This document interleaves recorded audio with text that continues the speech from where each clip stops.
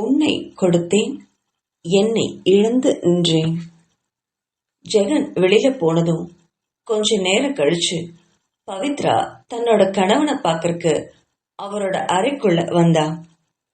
பவித்ராவை பார்த்ததும் வாசன் எழுந்து போய் தன்னோட மனைவிய ஆறுதலா அணைச்சுக்கிட்டாரு. அவருக்கு பவித்ரானா ரொம்ப உயிர். அவ்வளோ அன்பு அவகிட்ட வச்சிருந்தாரு வாசன். கணவனோட மார்பிள சாஞ்சு பவித்ரா கதறி அழுதா. என்னங்க இப்படி நம்மள அல்பாயுஸ்ல விட்டுட்டு போயிட்டாலே பாவனா, நாம என்னங்க பாவம் பண்ணோம் அப்படின்னு அழுதவள அவளுடைய முதுக தடவி சமாதானப்படுத்தினாரு. அந்த ரித்தன்யாவையும் நான் நல்லா தானங்க வளர்த்தினேன். பாவனாவை எவ்வளவு பாசமா வளர்த்தினேனோ அதே மாதிரி தானே அவளையும் நான் பாத்துக்கிட்டேன். அவ மட்டும் அவ கல்யாணத்தன்னைக்கு ஓடி போகாம இருந்திருந்தா பாவனாவை நம்ம விக்ரமனுக்கே கல்யாணம் பண்ணி கொடுத்திருக்கவே வேண்டாமே. இப்போ விபத்துல பாவனாவை இழந்து நாம இருக்க தேவையும் இல்லையே. மேதா பச்சை குழந்தைங்க, அம்மா இல்லாம இனி அந்த குழந்தை எப்படி வளரும்? ரித்தன்யா நல்ல பொண்ணுதான், இருந்தாலும் அவளுக்குன்னு ஒரு குழந்தை பிறந்தா நம்ம பேத்திய அவ எப்படி நல்லா பாத்துப்பா? எனக்கு ரொம்ப பயமா இருக்குங்க அப்படின்னு புலம்னவளை ஆறுதலா அணைச்சவர் அவளை மெதுவா கூட்டிட்டு போய் அங்க இருக்கிற ஒரு நாற்காலியில உட்கார வச்சாரு வாசன். இதோ பாரு பவித்ரா, எனக்கு ரித்தன்யாவை பத்தி ரொம்ப நல்லா தெரியும்.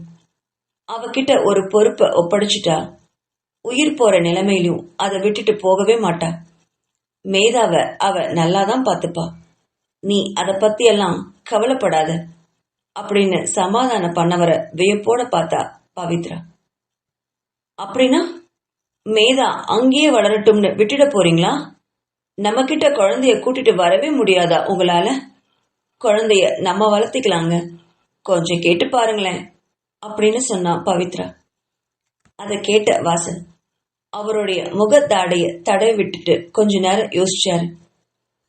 தன் கணவன் யோசிக்கிறத பார்த்தவர், இங்க பாருங்க, ஜெகன் எப்ப கல்யாணம் பண்ணிக்குவானோ தெரியல. அவனுக்கு கல்யாணம் பண்ணிக்கிற எண்ணம் கூட இருக்கிறதா எனக்கு நம்பிக்கையே இல்லை. நம்ம வீட்டுக்கும் ஒரு வாரிசு இருக்குன்னா அது மேதா மட்டும்தாங்க. அவளை விக்ரமன் கிட்டே விட்டுட்டீங்கன்னா கடைசி வரைக்கும் குழந்தை நம்ம கிட்ட வராமையே போயிடும். பாவனா இருந்ததா கூட பரவாயில்ல, வாரிசே இல்லாம நம்ம சாகணுமா அப்படின்னு அழுத குரல்ல கேட்டவள அனுதாபத்தோட பார்த்தாரு வாசன். நான் அப்படியெல்லாம் நினைக்கல பவித்ரா. குழந்தை அங்க நல்லபடியாதான் வளரும், அதுல எனக்கு எந்த சந்தேகமும் இல்லை. ஆனா நீ சொன்ன மாதிரி மேதாவை நம்ம வாரிசா கூட்டிட்டு வரணும்னா அதுக்கு விக்ரமன் ஒத்துக்கணும் இல்லையா அப்படின்னு கேட்டாரு வாசன். அதுக்கு வழி எதுவுமே இல்லையாங்க. கொஞ்சம் யோசிச்சு பாருங்களேன். மேதாவை நம்ம வீட்டுக்கு கூட்டிட்டு வருவதற்கு ஏதாவது ஒரு வழி கண்டிப்பா இருக்கும். அதை கேட்ட வாசன் கொஞ்சம் பெருமூச்சு விட்டபடி, சரி பவித்ரா, அதை பத்தி எல்லாம் நம்ம அப்புறம் யோசிக்கலாம். நீ பாவனாவை பத்தியே யோசிச்சுட்டு இருக்காம உன்னோட உடம்ப நல்லா கவனிச்சுக்கோ. எனக்குன்னு இந்த உலகத்துல உன்னை விட்டா வேற யார் இருக்கா அப்படின்னு கேட்டவர் தன்னோட மனைவியோட பக்கத்துல வந்து அவள் அமர்ந்திருந்த நாற்காலியில் கீழே உட்கார்ந்து அவளுடைய மடியில தன்னோட கன்னங்களை வச்சபடி படுத்தாரு. தன் கணவன் எத்தனை வயசானாலும் தனக்கு குழந்தைதான்னு நினைச்ச பவித்ரா அவருடைய தலைமுடிய அன்பா கோதிவிட்டா. இல்லைங்க, உங்களை விட்டுட்டு நான் அவ்வளவு சீக்கிரம் போயிட மாட்டேன். நான் மேதாவுக்காகவும் உங்களுக்காகவும் கண்டிப்பா என்னோட உடம்ப நல்லா பார்த்துப்பேன். நீங்க கவலைப்படாதீங்க. எனக்கு ஜெகனை பத்தி தான் ரொம்ப கவலையா இருக்கு. அவனுக்கு குடிப்பழக்கம் வேற ரொம்ப ஜாஸ்தி ஆயிடுச்சு. நிறைய தப்பு எல்லாம் பண்றானோன்னு தோணுது அப்படின்னு வருத்தத்தோட சொன்னா பவித்ரா. அதை கேட்டு நிமிர்ந்த வாசன், பவி, இதெல்லாம் இங்க பாரு, அதெல்லாம் நான் பாத்துக்கிறேன் பவித்ரா. ஜெகன் இன்னும் பொறுப்பில்லாம தான் இருக்கான், அது எனக்கும் தெரியும் தான். ஆனா அவனுக்கு புரியுற விதத்துல சொன்னா கண்டிப்பா புரிஞ்சுப்பான். அவனை திருத்த வேண்டியது என்னோட பொறுப்பு அப்படின்னு சொல்லி அவளுடைய மடியில அன்பா தலை சாச்சாரு. கணவனோட முடிய அன்பா கோதி விட்டவ கொஞ்ச நேரம் அமைதியா கண்ணு மூடி நாற்காலியில சாஞ்சு உட்கார்ந்தா பவித்ரா. வாசனும் பவித்ராவும் பாவனாவோட நினைவுல மௌனமா கண்ணீர் வடிக்க ஆரம்பிச்சாங்க. இங்க விக்ரமனோட வீட்டுல மருமகளை இழந்து கையில குழந்தையோட எதையோ வெறிச்சு பார்த்துக்கிட்டு இருந்தா ரோகிணி. குழந்தை மேதாவோ தாயோட இழப்பே தெரியாம பாட்டியோட கையில நிம்மதியா தூங்கிட்டு இருந்துச்சு. அப்போ மாலை நேரம் ரோகிணி உட்கார்ந்து இருந்தது அவங்களுடைய வீட்டோட பின்பக்க தோட்டத்துல. தன்னோட மனைவிய காணாம தேடிட்டு வந்த சதாசிவம் அவ எங்கேயோ வெறிச்சபடி கையில குழந்தைய வச்சுக்கிட்டு உட்கார்ந்து இருந்ததை பார்த்து அவர் மனசெல்லாம் ரொம்ப வேதனைப்பட்டுச்சு. அவ பக்கத்துல வந்து மெல்லமா தோலை தொட்டாரு. அதுல கொஞ்சம் சற்று திகைச்சு திரும்பின ரோகிணி தன்னோட கணவனை பார்த்தோட கொஞ்சம் பெருமூச்சு விட்டபடி கண்கள்ல கண்ணீர் வழிய நாற்காலியில நல்லா சாஞ்சு உட்கார்ந்தா. அவளுக்கு பக்கத்துல இன்னொரு நாற்காலிய இழுத்து போட்டு உட்கார்ந்த சதாசிவம், என்னரோ ரொம்ப யோசனையா இருக்கே, குழந்தைய எப்படி வளர்த்த போறோம்னு கவலையா இருக்கா அப்படின்னு கேட்டாரு சதாசிவம். குழந்தைய வளர்த்துறத பத்தியெல்லாம் எனக்கு எந்த கவலையும் இல்லைங்க. அதெல்லாம் நம்ம பையன் விக்ரமன் நல்லா பார்த்துப்பான். அவனை பத்தி எனக்கு ரொம்ப நல்லா தெரியும். குழந்தை விக்ரமன் கிட்ட ரொம்ப நல்லாவே வளரும் அப்படின்னு நம்பிக்கையோட பேசின தன்னோட மனைவியை பார்த்து புன்னகைச்சாரு சதாசிவம். அது சரி, அப்போ வேற என்ன பலமா யோசிக்கிற அப்படின்னு கேட்டவர்கிட்ட, எனக்கு ரித்தன்யாவை பத்தியும் பாவனாவை பத்தியும் தான் ரொம்ப யோசனையா இருக்கு அப்படின்னு சொல்லி நிறுத்தினா ரோகிணி. என்னது அப்படின்னு கேட்டவர்கிட்ட, இல்ல பாவனாவும் ரித்தன்யாவும் ஹாஸ்பிட்டல்ல இருக்கும்போது ஒரு அரை மணி நேரமா ஐசியூல பேசுறாங்கல்ல, அப்படி அவங்க என்ன பேசிருப்பாங்க அப்படின்னு கேட்ட ரோகிணிய ஆச்சரியத்தோட பார்த்தாரு சதாசிவம். எல்லாரும் பாவனா இறந்ததை பத்தி கவலைப்பட்டா இவன் என்னடானா அவங்க 2 பேரும் என்ன பேசிருப்பாங்கன்னு கவலைப்படுறாளே, அத நினைச்சு நான் அழுகிறதா சிரிக்கிறதானே தெரியல அப்படின்னு மனசுல நினைச்சாரு சதாசிவம். ரோஹிணி எப்பவுமே அப்படிதான், மத்தவங்க என்ன பேசுறாங்க என்ன செய்யறாங்க அப்படிங்கறதுல ரொம்ப கவனத்தோட இருப்பா. அது பாவனா விஷயத்திலயும் தொடர்றத நினைச்சு மனசுக்குள்ளேயே சிரிச்சாரு சதாசிவம். என்னங்க, நான் கேட்டுட்டே இருக்கேன், நீங்க பதில் எதுவுமே சொல்ல மாட்டேங்கிறீங்களே, அப்படி அந்த அரை மணி நேரம் அவங்க அப்படி என்னதான் பேசியிருப்பாங்க அப்படின்னு மறுபடியும் கேட்டா. எனக்கு அது எப்படிமா தெரியும், நானும் உன்ன மாதிரி தானே வெளியில இருந்தேன். மேதாவை பாத்துக்க சொல்லி பாவனா ஒரு வேலை கேட்டிருப்பா, எனக்கு தெரிஞ்சு அதுதான் விஷயமா இருக்கும் அப்படின்னு சொன்னாரு. இல்லைங்க, எனக்கு என்னமோ அப்படி தோணல. அரை மணி நேரமா மேதாவை பத்தி மட்டுமா பேசியிருப்பாங்க? கிடையவே கிடையாது, ஏதோ ஒரு விஷயம் இருக்கணுங்க அப்படின்னு சொன்னான். ஏங்க இப்படி யோசிச்சு பாருங்க, ரித்தன்யா ஏங்க நம்ம விக்ரமனை அவ்வளோ தூரம் காதலிச்சுட்டு கல்யாணத்தன்னைக்கு விட்டுட்டு போகணும்? அதுவும் ரித்தன்யாவை எனக்கு ரொம்ப நல்லா தெரியும், என்கிட்ட ரொம்ப நல்லா பேசுவா பழகுவா. விக்ரமனை உயிரா காதலிச்சாங்க. சரி, அப்படிதான் விட்டுட்டு ஓடி போனாலே போனவ வேற யாரையாவது இந்நேரம் கல்யாணம் பண்ணிருக்கலாம் இல்லையா? இந்த 3 வருஷமும் அவ தனியா தானே இருந்தா அப்படின்னு தன்னோட சந்தேகத்தை கேட்ட அவளுடைய கேள்வியில கொஞ்சம் உறைஞ்சுதான் போனாரு சதாசிவம். பரவாயில்லையே, நம்ம மனைவிக்கும் யோசிக்கிற மனசெல்லாம் இருக்கு போல இருக்கே அப்படின்னு நினைச்சவருக்கு பளிச்சுன்னு அப்போ அவருக்கு ஒரு யோசனை தோணுச்சு. ரோஹிணி ரித்தன்யாவை இப்ப வெறுத்துக்கிட்டு இருக்கா.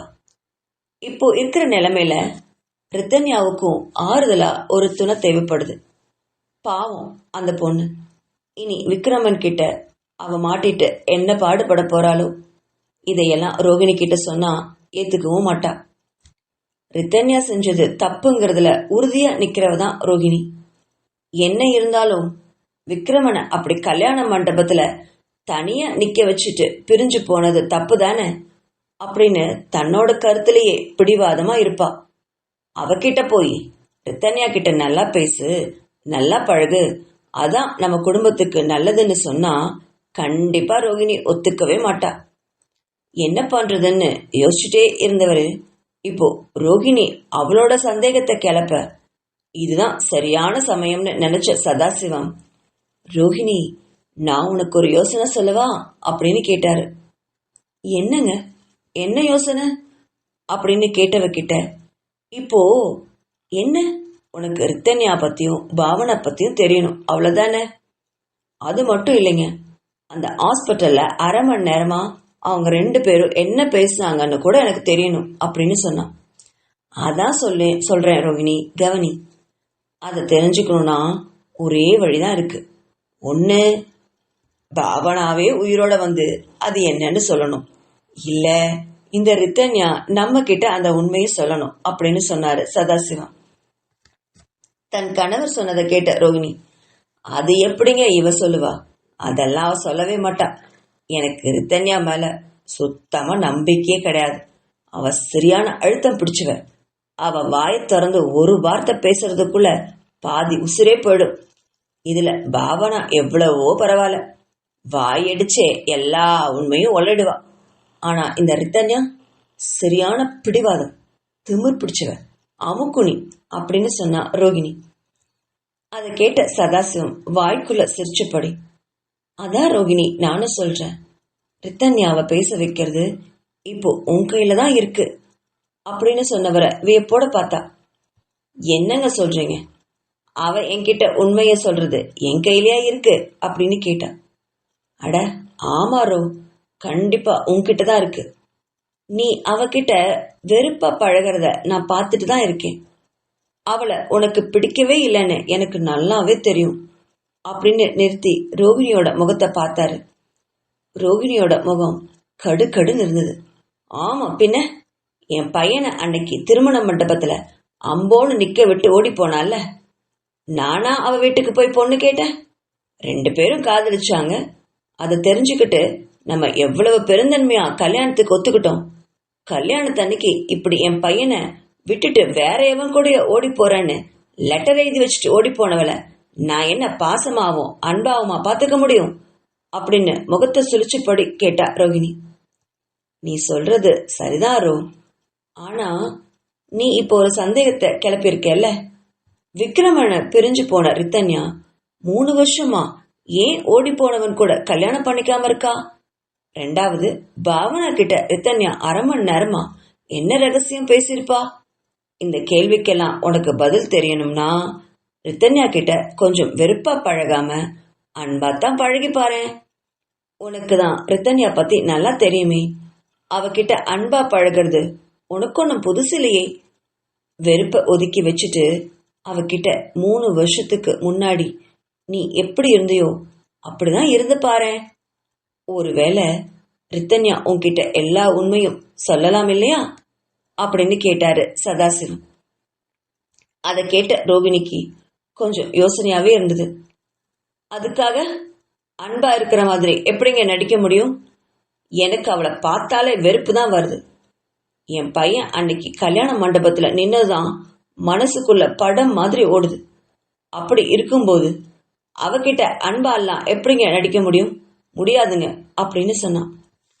அதை கேட்ட சதாசிவம், இங்க பாரு ரோ, நம்மளுக்கு ஒரு காரியம் நடக்கணும்னா கண்டிப்பா சில விஷயங்களை விட்டு கொடுத்துதான் ஆகணும். எனக்கு ஒரு பிரச்சனையும் இல்லை. ரித்தன்யா ஏன் ஓடி போனான்னு எனக்கு தெரியவும் வேண்டாம். அவங்க 2 பேரும் அப்படி என்ன ரகசியம் பேசிட்டாங்கன்னு கூட எனக்கு தெரிய வேண்டாம். உனக்கு தான் அதை பத்தி எல்லாம் தெரியணும்னு ஆசைப்படுற, அப்போ அதை நீதான் பண்ணணும் அப்படின்னு விட்டேத்தியா சொன்னபடி குழந்தைய அவர் கையிலிருந்து வாங்கிட்டு உட்கார்ந்துட்டு இருந்தாரு சதாசிவம். கொஞ்ச நேரமா யோசிச்சுட்டே இருந்தா ரோகிணி அதை பத்தி. அதுக்கப்புறம் தன்னோட கணவனை திரும்பி பார்த்து, சரிதாங்க, என்னால அன்பா எல்லாம் நடந்துக்க முடியாது, வெறுப்பா நடந்துக்காம வேணா பாத்துக்கிறேன், அப்புறம் அவளை ஏதாவது சொன்னா நான் கேட்டுக்கிறேன் அப்படின்னு சொன்னான். சதாசிவத்துக்கு இப்போதைக்கு அதுவே பெரிய விஷயமா பட்டது. எப்படியோ ரித்தன்யா கிட்ட இந்த வீட்டுல உள்ளவங்க வெறுப்பா இல்லாம இருந்தா சரிதான் அப்படின்னு நினைச்சவரு, சரி இப்ப எந்திரிச்சு வா, மேதாவ ரித்தன்யா கிட்ட முறைப்படி நீயே உன் கையால கொடு, அப்போ அவளுக்கு இன்னும் சந்தோஷமா இருக்கும் இல்லையா அப்படின்னு கேட்டாரு சதாசிவம். அவளுக்குமே இது சரியாவே பட்டுச்சு.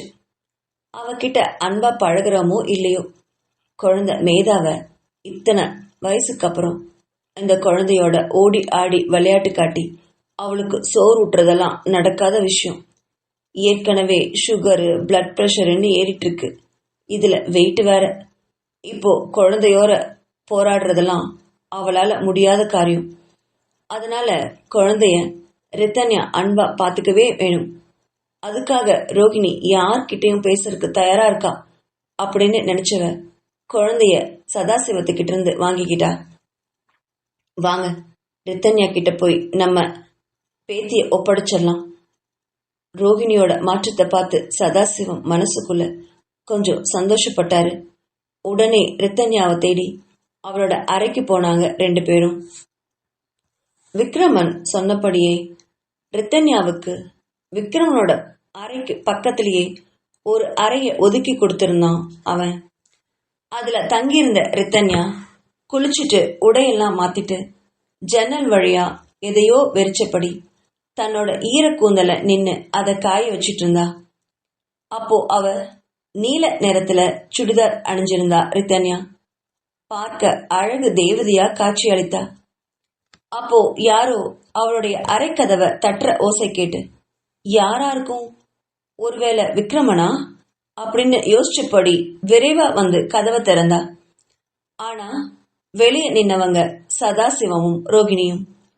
ரோகிணியோட கையில குழந்தை மேதா அவளை பாவமா பார்த்துட்டு இருந்துச்சு. அப்பதான் குழந்தைய முதல் தடவையா நல்லா பாக்குறா ரித்தன்யா. சதாசிவத்தையும் ரோகிணியும் பார்த்து திகச்ச ரித்தன்யா அவங்கள அறைக்குள்ள கூப்பிட்டா. அவங்க வந்து அங்க இருக்கிற நாற்காலியில உட்கார்ந்துகிட்டு ரித்தன்யாவை அங்க இருக்கிற கட்டில உட்கார சொன்னாங்க.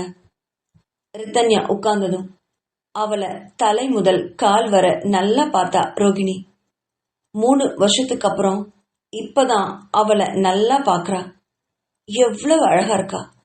பாவனா ஐசியூல இருந்தப்போ ரித்தன்யாவை பார்த்த அந்த நேரம், அந்த வினாடியில அவளுக்கு பாவனா பத்தியே நினைவு இருந்ததுனால ரித்தன்யாவை கூர்மையா பார்க்க அவரை தவறிவிட்டா.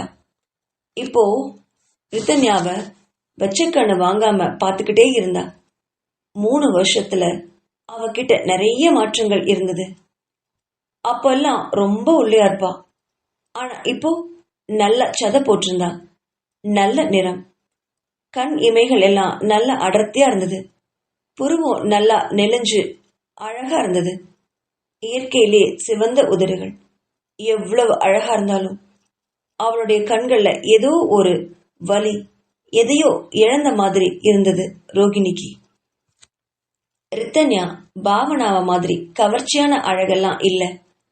ஆனா ரித்தன்யா கிட்ட எப்பவுமே ஒரு அமைதியும் பிடிவாதமும் குடிக்கொண்டிருக்கும். வார்த்தைகளை ரொம்ப அளந்துதான் பேசுவா ரித்தன்யா. என்ன கஷ்டம் வந்தாலும் சந்தோஷம் வந்தாலும் அத வெளிப்படையா முகத்துல காட்டவே தெரியாதவ அவ. அதுக்கு காரணம் ஒருவேளை சின்ன வயசுலயே பெத்தவங்களை இழந்திருக்கலாம், அதனால கூட இருக்கலாம். ரோஹிணி தன்னையே வெறிச்சு பாக்கிறத பார்த்த ரித்தன்யா, சொல்லுங்க அப்படின்னு மெதுவா பேச்ச ஆரம்பிச்சா. தன்னோட நடப்புக்கு வந்த ரோஹிணி சதாசிவத்தை ஒரு முறை பார்த்துட்டு, இங்க பாரு ரித்தன்யா, எனக்கு நீ 3 வருஷத்துக்கு முன்னாடி என் பையனுக்கு பண்ண துரோகத்தை என்னால மறக்கவும் முடியாது, மன்னிக்கவும் முடியாது. ஆனா இப்ப எனக்கு வேற வழியும் தெரியல. பாவனா உன்கிட்ட ஒரு பொறுப்பை ஒப்படைச்சிருக்கா. அந்த பொறுப்பை நீ சரியா செய்வேன்னு நான் உன்னை முழுசா நம்புறேன் அப்படின்னு சொன்னவ தான் கையில இருக்கிற குழந்தை மேதாவோட நெத்தியில இருந்த கூந்தலை ஒதுக்கி விட்டபடி, இப்போ இந்த பச்சை குழந்தைக்கு இனி நீதான் அம்மா. இவளை நல்லபடியா பார்த்து வளர்த்த வேண்டியது உன்னோட கடமை. நீயும் சின்ன வயசுலயே பெத்தவங்களை இழந்திருக்க. அதோட வலி என்னன்னு நான் உனக்கு சொல்ல வேண்டிய அவசியமே இல்லை. குழந்தைய பத்திரமா பார்த்துப்ப இல்லையா? நான் சொன்னது உனக்கு புரிஞ்சதுதானே அப்படின்னு கேட்டா ரோகிணி. அதுக்கு பதிலா ரித்தன்யா அப்படின்னு மட்டும் தலைய மெதுவா ஆட்டியபடி, குழந்தைய என்கிட்ட தருவீங்களா அப்படின்னு நினைச்சு கைகளை ரோகிணி பக்கம் நீட்டினா. அடுத்த வினாடி ரோகிணி தர்றதுக்கு முன்னாடியே மேதா அவளுடைய கைகளை பிடிச்சிட்டு ரித்தன்யா கிட்ட தாவி வந்துச்சு. அதை பார்த்த சதாசிவமும் ரோகிணியும் கொஞ்சம் திகைச்சுதான் போனாங்க. பரவாயில்லையே, குழந்தை உன்கிட்ட நல்லா ஒட்டிக்கிச்சு அப்படின்னு தான் மனசுல இருந்ததை அப்படியே சொன்னாரு சதாசிவம். குழந்தைய வாங்கிய ரித்தன்யா மேதாவை மார்போட அணைச்சுக்கிட்டா. பாவம், 2 வயசுல தன்னோட அம்மாவை இழந்து நிக்குது இந்த குழந்தை. தானும் 6 வயசுல பெத்தவங்களை இழந்து அனாதை போல நின்னது அவளுக்கு நினைவு வந்துச்சு. இப்போ பாவனா இப்படி தன்னோட குழந்தைய அனாதையா விட்டுட்டு போவான்னு அவ கனவுல கூட நினைக்கலையே அப்படின்னு நினைச்ச ரித்தன்யாவுக்கு கண்கள்ல கண்ணீர் ஆறா பெருகுச்சு. குழந்தைய இறுக்கமா அணைச்சுக்கிட்டா. நான் இருக்கேன்டா கண்ணா, உன்னை எந்த தூசி திரும்பும் படாம என்னோட கண்ணுக்குள்ள உன்னை வச்சு பார்த்துப்பேன் அப்படின்னு மனசுல உறுதி எடுத்தவ மார்போடு குழந்தைய இறுக்கமா அணைச்சுக்கிட்டு அதோட கன்னத்துல அழகா முத்தமிட்டா. முத்தத்தை வாங்கிய மேதாவும் ரித்தன்யாவுக்கு அவளுடைய கன்னத்துல ஒரு முத்தத்தை பரிசா கொடுத்துச்சு. அதை பார்த்த பெரியவங்க 2 பேருக்கும் நிம்மதியா ஒரு பெருமூச்சு வந்தது. எப்படியோ குழந்தை ரித்தன்யா கிட்ட நல்லபடியா வளர்ந்தா சரிதான் அப்படின்னு நினைச்சவங்க, சரிதாம்மா, இனி குழந்தை உன்னோட பொறுப்பு, சரியா, நாங்க கிளம்புறோம் அப்படின்னு சொல்லி ஒரு வினாடி நின்னு பின்னாடி திரும்பி பார்த்து ரித்தன்யாவை பார்த்தாரு சதாசிவம். குழந்தைக்கு தேவையான பொருள் எல்லாமே இந்த ரூம்ல கொண்டு வந்து வைக்க சொல்றேம்மா. அது தவிர வேற ஏதாவது பிரச்சனை வந்தா எங்களோட ரூம் கீழே தான் இருக்கு. எப்ப வேணாலும் எங்க கிட்ட வந்து நீ சொல்லலாம். இந்த வீட்ல உனக்கு பிடிக்காத விஷயம் எதுவுமே நடக்காது அப்படின்னு பூடகமா சொன்னாரு சதாசிவம். 3 வருஷத்துக்கு முன்னாடி உன்னை மருமகளா எதிர்பார்த்தவங்க நாங்க.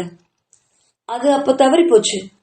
ஆனா இப்போ கடவுள் செயலால அது மறுபடியும் இந்த வீட்ல நடந்திருக்கு. குழந்தையோட வாழ்வு நல்லாகும் போது விக்ரமனுடைய மனசும் கொஞ்சம் மாறும். அப்போ உங்க வாழ்க்கையும் நல்லா இருக்கும்மா. எதை பத்தியும் நீ நினைச்சு கவலைப்படாத, சரியா அப்படின்னு சொல்லிட்டு தன்னோட மனைவியை கூப்பிட்டுட்டு வெளியே போனாரு சதாசிவம். அவங்க வெளில போனதும் கதவை சாத்திய ரித்தன்யா குழந்தைய அணைச்சபடி தன்னோட படுக்கையில வந்து உட்கார்ந்தா. கடவுளா பார்த்து பாலைவனமா இருந்த அவளுடைய வாழ்க்கையில ஒரு துணையா இந்த குழந்தைய கொடுத்திருக்கிறதா நினைச்சாரு ரித்தன்யா. குழந்தைகிட்ட அங்க இருக்கிற சின்ன சின்ன விளையாட்டு பொருட்களை போட்ட ரித்தன்யா குழந்தை விளையாடுறத வேடிக்கை பார்த்தபடி பழைய நினைவுகள்ல மூழ்கினா. குழந்தை மேதாவ நல்லா உத்து பார்த்தா. விக்ரமன் போல கொஞ்சம் கூட இல்ல குழந்தை. அவளுடைய முகஜாட அப்படியே பாவனா மாதிரியே இருந்தது. பாவனாவை அந்த நிமிஷம் நினைச்ச ரித்தன்யா பழைய எண்ணங்கள் மனதுல பாய அமைதியா குழந்தைய அணைச்சபடி படுத்துக்கிட்டா. எல்லாரும் நினைக்கிற மாதிரி பாவனா ரித்தன்யாவோட தங்க இல்ல. பாவனா ரித்தன்யாவோட அக்கா. தன்னோட தந்தை ராம்குமாருக்கும் ஜானகிக்கும் சில வருஷங்களா குழந்தையே இல்லை. எத்தனையோ மருத்துவர்கள் வந்து பார்த்தோம். ஜானகிக்கு உடல்ல பிரச்சனை அப்படிங்கறனால குழந்தை பிறக்கிறது ரொம்ப கஷ்டம்னு டாக்டர் சொல்லியிருந்தாங்க. அதனால தன்னோட தம்பியோட பெண் குழந்தைய இவங்க தத்தெடுத்துக்கலான்னு யோசிச்சு வாசனை கூப்பிட்டு அதை பத்தி பேசினாங்க ராம்குமார். வாசனுக்கும் தன்னோட அண்ணன் தன்னோட பொண்ணு பாவனாவை தத்தெடுத்து கொள்றதுல தன்னோட அண்ணன் வீட்லயே குடும்பத்தோட தங்கிக்கலாம் அப்படின்னு ராம்குமார் சொன்னதால வாசனும் பவித்ராவும் இதுக்கு முழு மனசோட சம்மதிச்சாங்க. அதனால முறைப்படி பாவனாவை ராம்குமாரும் ஜானகியும் தத்தெடுத்துக்கிட்டாங்க. பாவனா வீட்டுக்கு வந்த நேரமோ என்னவோ அடுத்த வருஷத்திலேயே ஜானகிக்கு ஒரு அழகான பெண் குழந்தை பிறந்தது. அதுதான் ரித்தன்யா. ரித்தன்யா பிறந்தப்போ பாவனாவுக்கு 2 வயசு. அப்போ பாவனாவை திரும்ப வாசனுக்கும் பவித்ராவுக்கும் கொடுக்க ஜானகிக்கும் ராம்குமாருக்கும் மனசு வரவே இல்லை. என்னவோ பாவனா வந்ததாலதான் தங்களுக்கு குழந்தையே பிறந்ததா அவங்க நினைச்சு சந்தோஷப்பட்டிருந்தாங்க. அதை இழக்க 2 பேருமே விரும்பல. அதனால பாவனாவ ரித்தன்யா மாதிரியே தங்களோட சொந்த பொண்ணாவே வளர்க்க முடிவு பண்ணாங்க. இத தெரிஞ்சுக்கிட்ட வாசனும் பவித்ராவும் முழு மனசோட அதுக்கும் சம்மதிச்சாங்க. ராம்குமாரோட ஆசைப்படி வாசனும் பவித்ராவும் அவங்களுடைய பெரிய மகன் ஜெகனோட தன்னோட அண்ணன் ராம்குமார் வீட்லயே ஒன்னா வசிச்சுட்டு வந்தாங்க. இப்படி 6 வருஷம் சந்தோஷமாவும் நிம்மதியாவும் போன அந்த குடும்பத்துல ஒரு பெரிய விபத்து நடந்து ராம்குமாரும் ஜானகியும் விபத்து நடந்த அந்த இடத்திலேயே இறந்து விட்டுருந்தாங்க. அதுக்கப்புறம் ரித்தன்யாவை தங்களோட சொந்த பொண்ணாவே நினைச்சு வாசனும் பவித்ராவும் வளர்க்க ஆரம்பிச்சாங்க. பாவனாவுக்கு எந்த அளவுக்கு அவங்க செல்லம் கொடுத்தாங்களோ அதே அளவுக்கு இம்மி கூட குறையாம ரித்தன்யாவுக்கு அன்பையும் பாசத்தையும் வாரி வழங்கினாங்க பவித்ராவும் வாசனும். சதாசிவத்தோட பிசினஸ் பார்ட்னரான ராம்குமார் விபத்துல இறந்து போனத சதாசிவத்தால தாங்கவே முடியல. அவருக்கு தன்னோட மகன் விக்ரமனை ரித்தன்யாவுக்கு கல்யாணம் பண்ணி கொடுக்கணும்னு ரொம்ப ஆசைப்பட்டாரு. ராம்குமாரோட மகள் தனக்கு மருமகளா வேணும்னு ரொம்பவும் விரும்பினவர் சதாசிவம். அந்த எண்ணத்தை ராம்குமார் கிட்ட பலமுறை சொல்லியிருக்காரு. சதாசிவத்தின் மகன் விக்ரமன் அவன் படிக்கிற காலத்திலேயே நல்லா துருதுருன்னு இருப்பான். அவனுக்கு பிசினஸ்னா ரொம்ப ஆர்வம் இருந்தது. படிப்ப ஊட்டியிலேயே முடிச்சிட்ட விக்ரமன் கல்லூரி படிப்பையும் அது தொடர்பான மேல் படிப்பையும் ஃபாரின்ல படிக்க வைக்க விக்ரமனை 12 வயசுலயே அனுப்பி வச்சாரு சதாசிவம். அதனால பாலிய வயதுல ரித்தன்யா கூட விக்ரமன் பழகுற வாய்ப்ப அவன் பெறவே இல்லை. படிப்பு முடிஞ்சு தன்னோட 25 வயசுல ஊட்டிக்கு வந்த விக்ரமன் முதல்ல 18 வயசு நிரம்பிய ரித்தன்யாவை பார்த்து அவளுடைய மென்மையையும் அழகலையும் பார்த்து மயங்கி நின்னான் விக்ரமன்.